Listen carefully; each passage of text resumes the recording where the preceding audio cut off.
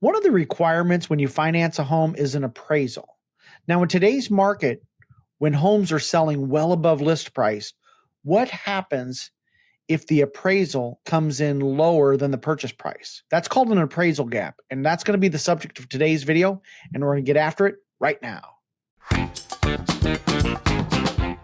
Hi, my name is David Matney with Nebraska Realty. I'm a local realtor here in Omaha, Nebraska. Now let's jump into today's topic. If you finance a home, the lender orders an appraisal because they want a neutral third party to verify the home's value, because if you don't make your payments and they get the home back, they want to protect their investment. The appraiser is going to look at similar homes that have recently sold in their area and come up with an opinion of value based on those comparable sales. Let's say you make an offer on a property for $300,000. and the appraisal comes back at $300,000. Well, then, hey, you're good to go. You have no problem. But what happens in today's market where the home is listed for $300,000 and because there's multiple offers, it gets bid up to $325,000? Now, what happens if the appraisal comes in at $300,000? Well, that's called an appraisal gap. If you're a cash buyer and you make an offer on a property and you have the cash, well, on a cash offer, an appraisal is not required. You're good to go. If you're an FHA or VA buyer, you make an offer for $325,000 and the appraisal comes back at $300,000, you have a problem, because on government financing, one of the requirements in order for you to get your financing is the home has to appraise for purchase price or higher. So that's why FHA and VA loans are not as desirable, because of that requirement that they must appraise for purchase price.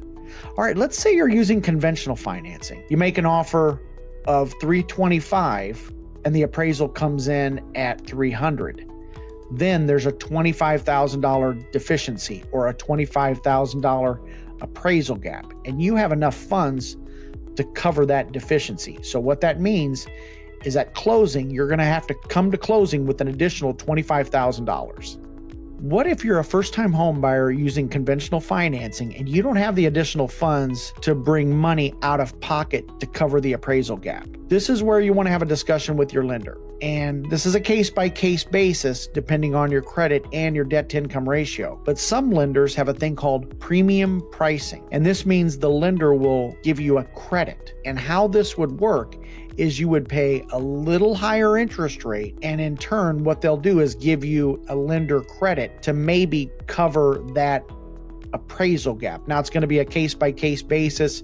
It's going to depend on interest rate and the amount that they're asking for in terms of credit.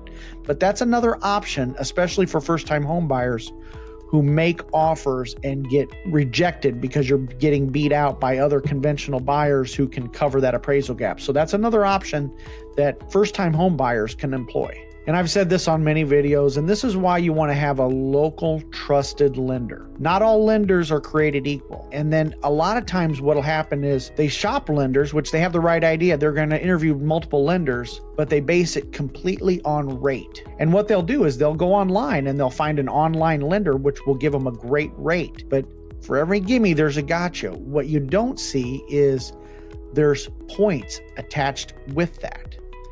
So points are prepaid interest. You have to pay additional funds to buy down that rate. So when you compare rates online to local lenders, hey, the online lender looks great, but what you don't see is you're paying for that lower rate. And then here's a couple other things that you want to be concerned about, and that is you want to make sure that some local lenders will have a 90-day rate lock, so you can protect yourself, especially in the volatile market we have right now, that you can lock your rate for 90 days at no charge. So you want to look at the total package when you're interviewing lenders. And then, like I said, you may find a lender that'll give you that lender credit. So it's not all about rate. And here's another tip if you're going to cover an appraisal gap when you submit your offer.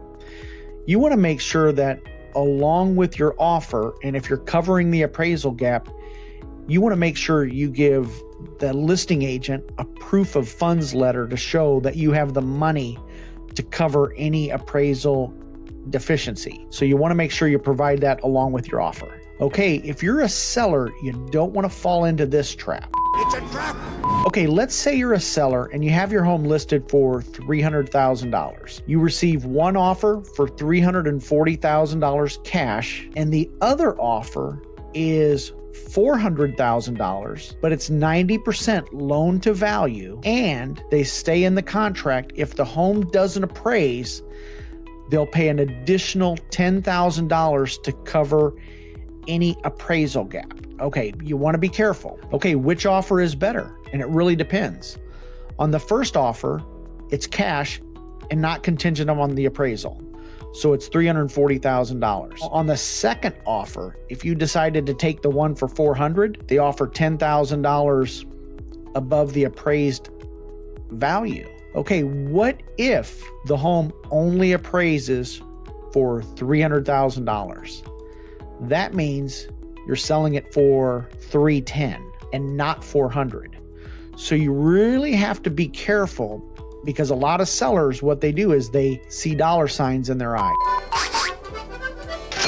And they always think that what happens if it doesn't appraise, or what if the appraisal comes in low? And in our market, you'll see that. And if you took that second offer, you're going to be upset. You could have had sold it for $340,000. So you want to be careful if you're on the sell side about which offer you decide to take. That's why it's important to have an agent helping you out, because in this market, if you're a for sale by owner, yeah, you can sell your home on your own. But if you get in a multiple offer situation, sometimes there's really little tiny things that can make a huge difference. Sellers fall into these traps, and you got to remember, if you're a seller and you're a for sale by owner, that agent on the other side is working for the buyer and not working for you. And if you don't understand this, that's not their fault. They're representing the buyer. They're not representing you. So it's important that you understand this, especially in today's market. In today's market, as a seller, you have to look at all the offers and really weigh out the pros and cons of each offer, because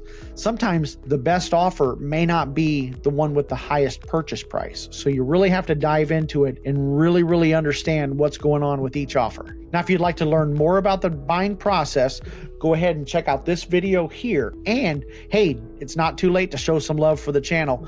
Go ahead and hit that subscribe button in the corner. And if you don't mind, give this video a thumbs up, and you make it a great day.